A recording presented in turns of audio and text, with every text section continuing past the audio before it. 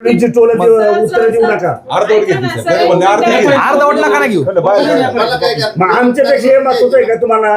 पहिलं आमची घेत होते ना, मग आम्हाला का उठून बाहेर पाठवलं? तुम्ही काय बोलले आम्हाला बाहेर का उठून पाठवलं मला सांगा. 10 मिनिटं बसवलं. ऐका कसं होतं, महत्वाचा विषय आहे. गृह मंत्रालयातून फोन आला तुमच्या पोलीस स्टेशनला, तरी तुम्ही एफआयआर घेत नाही. ही कोणची पद्धत आहे?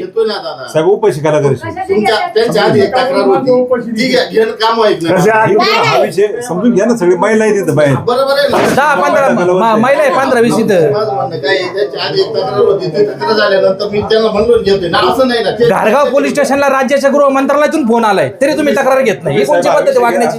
हा, आमचा विषय पहिला घ्या, मग बाकींचे घ्या. पोलीस स्टेशनला जर न्याय मिळत नसेल तर मागायचं नाही कुणाकडे आम्ही. उपाशी तापाशी आणि लोक उभं राहिलो. ऑनलाईन ला वेळ लागेल ना आता थोडे. ठीक आहे 10 मिनिटं थांबतो आम्ही. चला बघू काय करतो. अजून राहिली थोडी घ्यायची. 3 वेळा आलो साहेब तुम्हाला विचारायला. झालंय ते सगळं घ्या उद्या बरं का. सगळं द्यायचं.